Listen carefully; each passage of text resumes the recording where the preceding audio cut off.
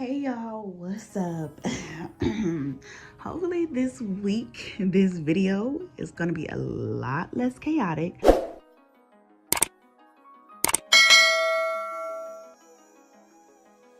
So I already started working on my review journal and I think it's gonna come out pretty neat. My first love is journaling, and then I dabbled into junk journaling for a little bit. So I have a gang of supplies, a gang of things that I already had just in my closet because, like I said, I was already into like junk journaling. So this video is just going to be me building my review journal, and yeah. So like I said, I already started. And before we even go any further, if you talk about my nails, God is gonna put you on his naughty list, because yeah, let's not do that. I'm in between nails right now, okay?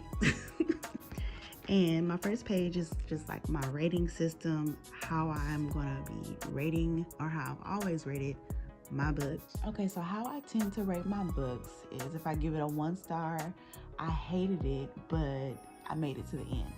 If I give it 2 stars, it means it was bad, but some parts caused some type of emotional reaction, like a laugh or whatever, you know. If I give it 3 stars, it was good, but it had the potential to be great. If I give it 4 stars, I enjoyed the experience, but something was either missing or bothered me. 5 stars, I absolutely loved it. And infinity stars, it's just literally place me inside of the book and leave me there. Like, don't even come looking for me. The second page is going to be a list of all my physical TBRs, and then I'll just color them in as I read them. So for example, like here, I haven't read Honey and Spice, but it's on my shelf. So once I'm done with that, I'm just going to color it in, and I plan on just creating little books for each one. And then this page is just going to be a list of like book tropes and things. And then we're just going to get into like the actual book reviews on like the other pages and things. So I'm glad you're here. I hope you missed me, because I miss you guys, and I really feel like I should start doing more than 1 video a week, but the way my patience is set up, I don't know, y'all. I don't know. So yeah, you know what? F it. We gonna draw some more books, okay? Here we go. Which I think so far. Because, you know, not all books are the same size, so I think it's fitting. I think it's okay. We're okay. Ooh. Okay, Rick Ross. Jesus. Maybe I should use the card. Oh, this one is bad. This one of them special books. Lord, this one got lost. This is like the Amazon package that got beat up during delivery. This is, yeah, then now you gotta return it because your book is messed up. Yeah.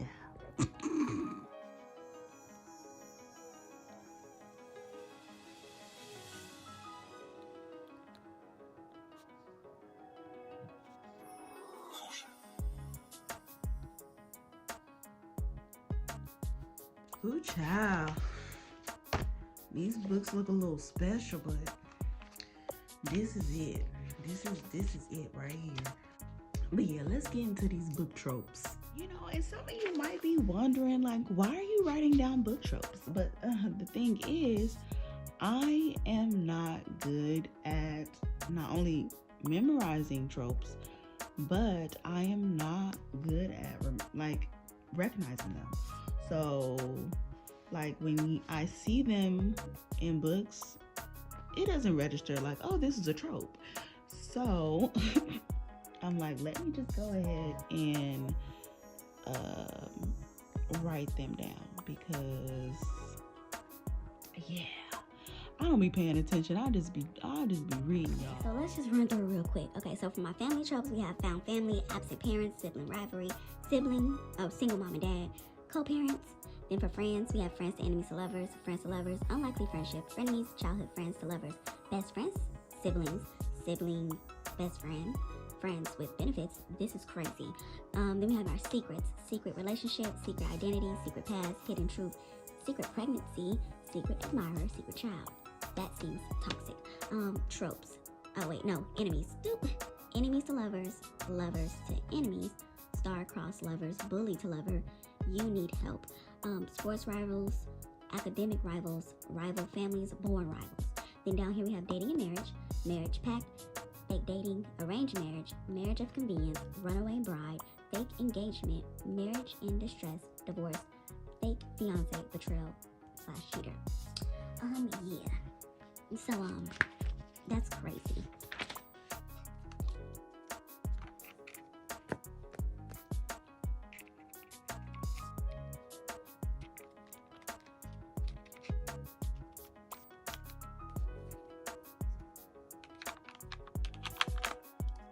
Okay, y'all, I finally got my little...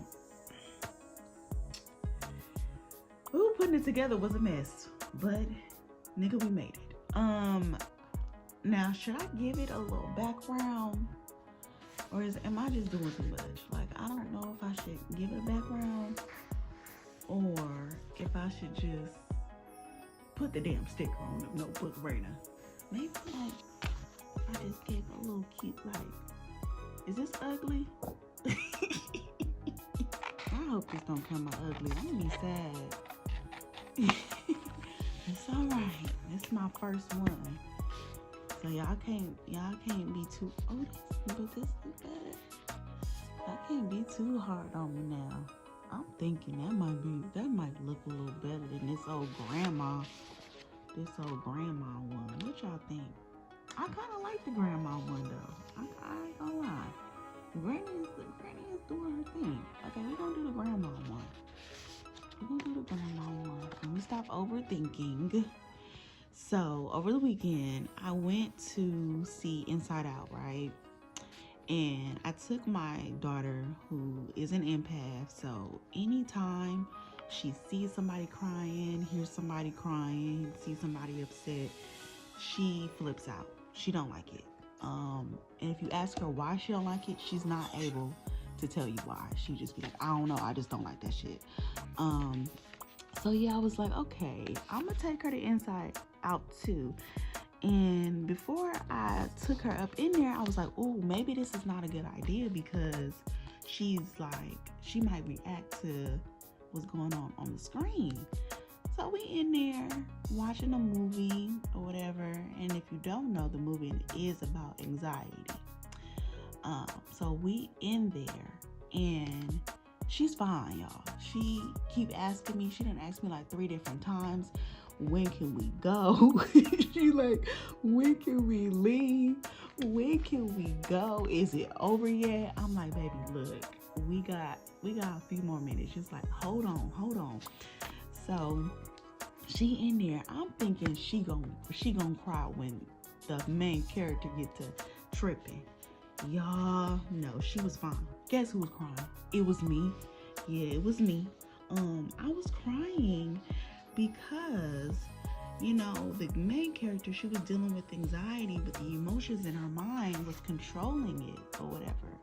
I won't tell you, you know, any spoilers or anything, just in case you want to go see it, but, you know, oftentimes when I be having my little anxiety episodes, I swear, as much as I try to control it and talk myself off the ledge, I just be in my head, and it's really hard for me to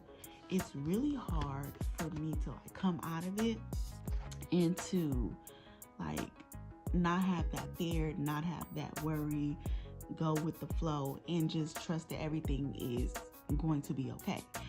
Joy had to come through into her anxiety. You have to let her go. Y'all, when Joy said that, I was, oh, Jesus, I was crying.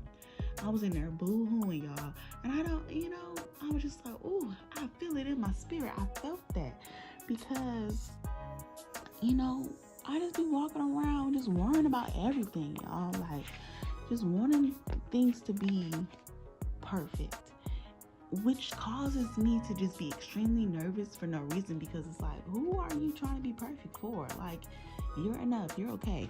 And I don't know. I have to really dig deep and look into my past to see, like, where does that come from? Just not feeling like you're enough. I don't know. I don't know who did it.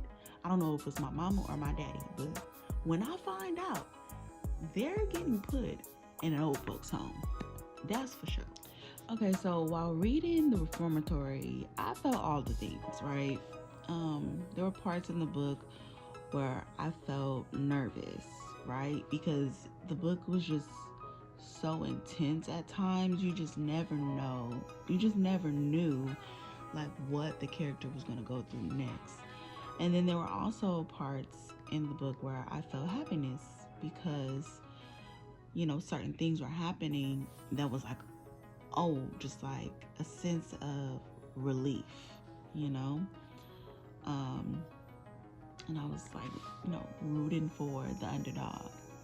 And then, of course, with this book, you're no doubt going to experience anger because of the racism. Then there were also things that surprised me.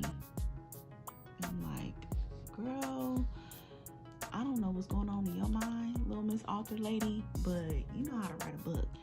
So I would recommend this book to you if you like ghost stories, because little Robbie was over there seeing all the unalive things, all the dead things, okay? All the ghosts. And some of them wasn't nice. If you like dark secrets, this is for you. And if you like psychological horror, this book is for you. My favorite character, I can't say Robbie because I'm like, Robbie, why would you kick that white boy? Like, you should have known better. Like, granted, he was a kid, but I'm like, come on now, Robbie. Like, why would you kick him? My favorite character was Redbone. Redbone was a little boy that he met while in the reformatory.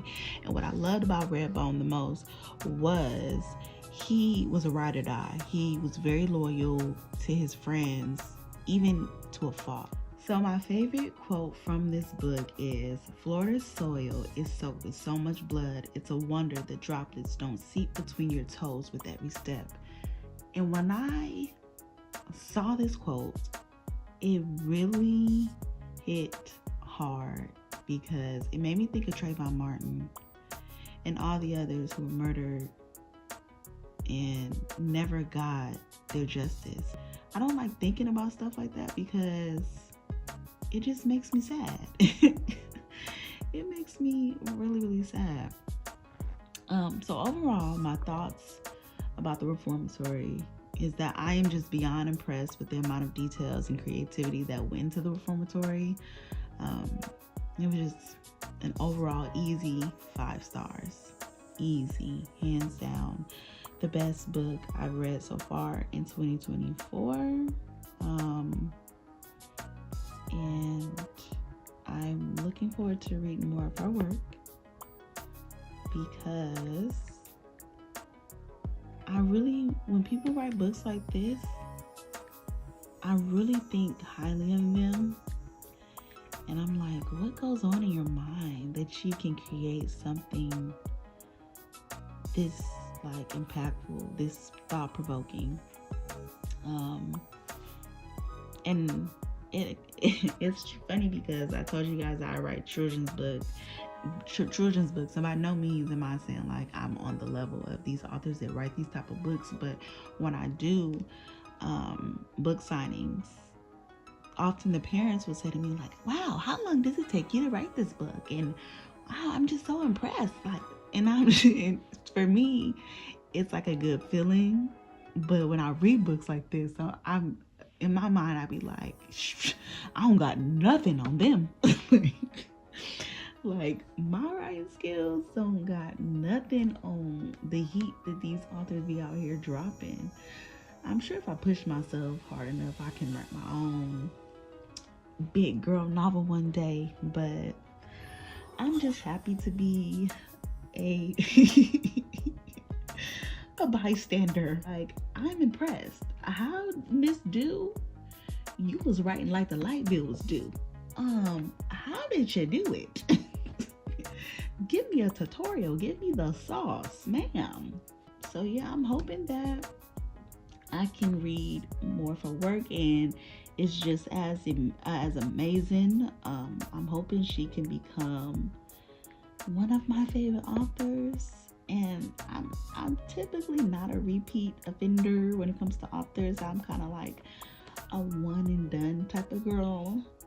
The only author I can say that I've read like all of their books is Tiffany D. Jackson.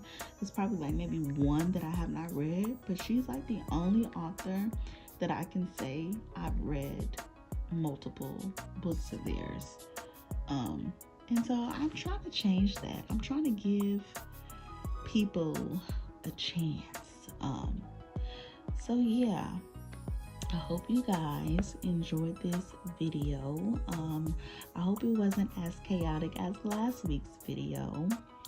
And to the handful of you who are watching this video, I just want to thank you for your support and really showing me love and showing up for me, because being in this space is not easy, especially when you want the numbers, the big numbers, and you want the subscribers and all of the things, and you don't see it happening. You start to get discouraged. This time around, I'm not letting myself get discouraged. If I get 2 views, 1 views, 5 views, whatever views, I'm just grateful for those who show up for me, and that's just what it is. So yeah.